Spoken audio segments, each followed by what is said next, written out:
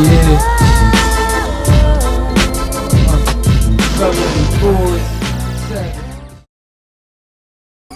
real talk, son. What's the phone? Don't come over here disrespecting my work. I wasn't really even feeling it. What's the phone for me? Yo, for real? You need to fall back to that. You can fall back. What up, nigga? What up? Yo, I don't play it.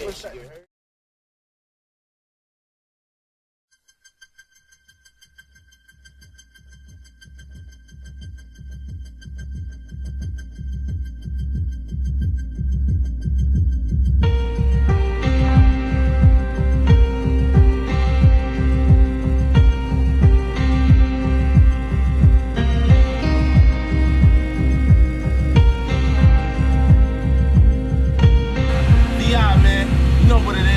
Warriorz entertainment, you know what I'm saying? It doesn't hurt me. You wanna feel how it feels. You wanna know that it doesn't hurt me. You wanna hear about the deal I'm making. You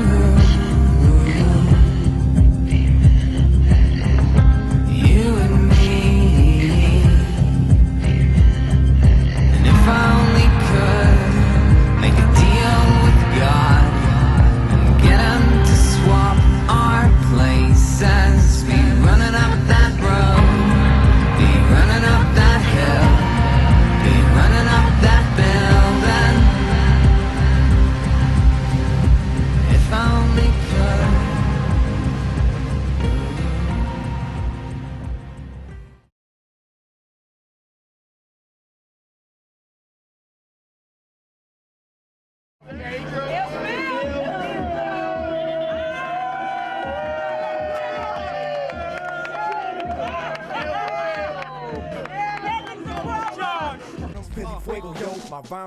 Well, Phil.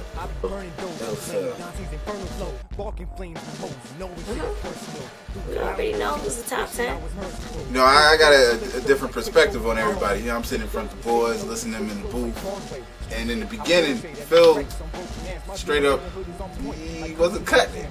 His rhythm was, his lyrics, he could write a song, but his rhythm was a little challenge.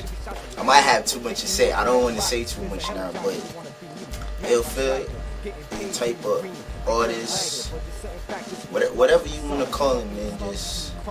Phil came over to the company around 2006. We were still rolling. We were still heavily involved in all of the Goon products and all of the Goon stuff. We were working with those guys, and Phil came and he didn't mind waiting. So he was on the waiting list for a little while, but when he got started, you know, we started him off slow. We did a few shows. We did the Grande program. We battled Cherry Hayes and got his name up a little bit.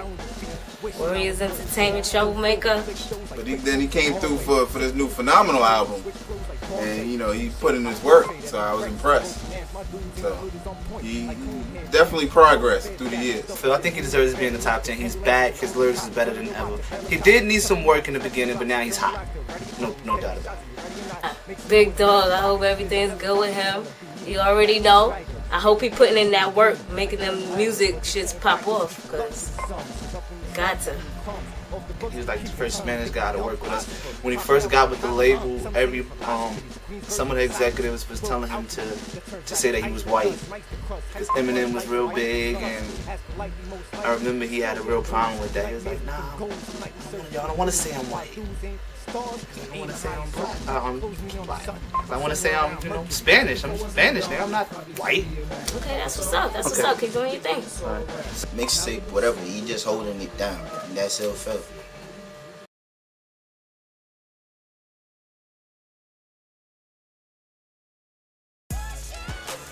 Top 10 Warriors of all time.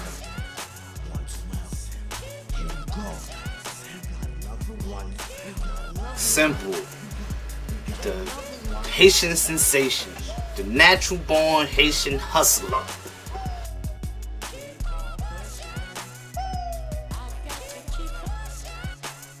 All them people that's on the list is hot. You heard? You know why? because we rated them niggas. Yeah, but he had a couple of awards or whatever. Been to a couple shows. Simple. Your man, Essay. But what was it? Stan the Man on Twitter? That dude got a heavy grind. He's been through different periods. You know, everybody got to redevelop and reinvent themselves. Because it's ill. And not a lot of that shit is out there. We have fake rappers come from left and right. I may be young, but I could kill. Niggas still have your body rolling from the top of the hill. Then put my 9 at your grill.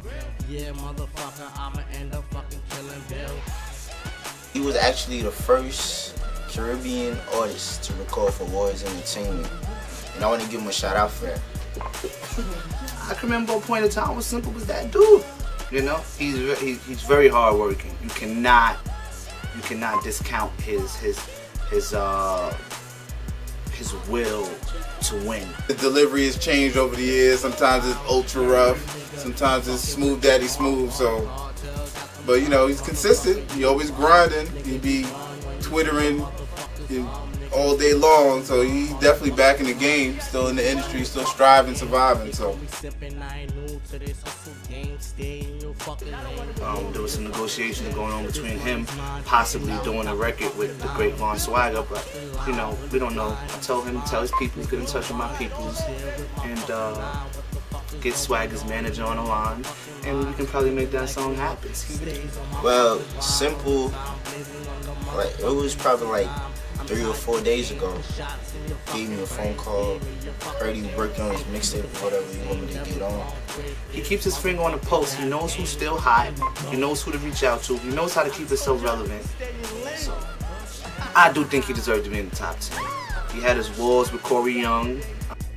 For the lyrics and song for song, it'll be a battle, and one of them would win.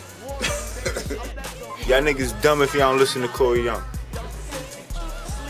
I haven't heard him rap in a long, long time. He's gonna have to come out with something before I even comment.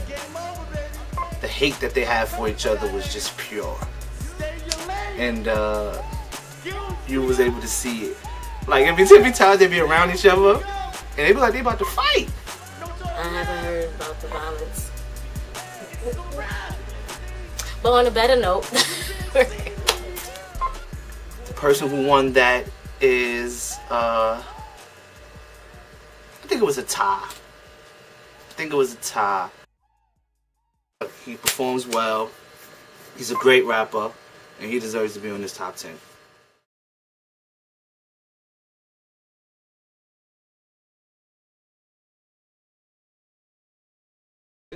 Should be played at high volume.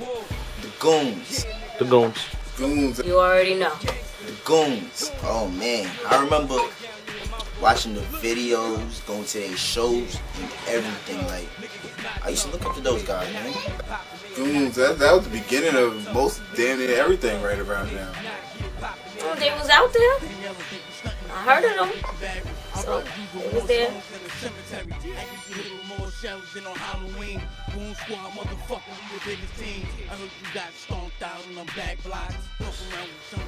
I give him that much respect. I used to have the t-shirt, everything. Dude's official. I still got my Goon shirt in the back. I go to my grandmother's house and she has a Goon shirt. My grandmother still has a Goon shirt, my dude. Understand what I'm talking about? All day, every day. You already know. Their shirts were the highest selling product in Warriorz history. Known by Opie Young. If you dick, so why you fucking scared to hold a gun? The Goons is fucking hot. 2-5, you are not. Well, them making hardcore music is not, they don't have to sit down and think about making hardcore music because they was built that way. They would rap about something, smoke a couple blunts, get high, just drink some liquor, and go downstairs and kick a few rappers' ass. And they did that all the time. When I stepped on the scene really. When I moved on the block, it was still goonery out in the street. When you stash at, don't get that ass clap. Keep thinking I'm playing till your brains hit that gas. You ain't know. Really talk much when that gas blow. Snipes. And then they got so big to the point where Little's even joined them for a while. So. A whole bunch of little hungry niggas ready to eat a microphone, shit out rap sheets. The top 10 Warriors of all time. They diminished too quickly and they fell apart. We tried to bring them back in 2008. We switched the name over to Wolfpack and brought a few other people on. But that project just didn't work. The reason why that project didn't work is because you give a nigga an inch, he try to take a mile. You give a nigga a rope, he try to be a cowboy. And people didn't understand the position in which they were given. They thought they were running things, but it really just was assigned for a certain project. So that's the reason why that album sits on the shelf right now until I decide what I'm gonna do with it.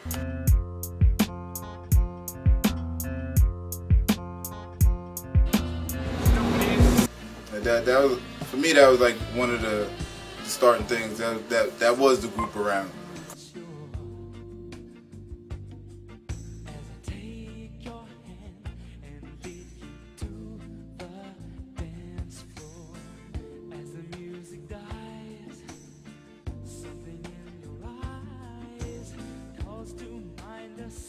Screen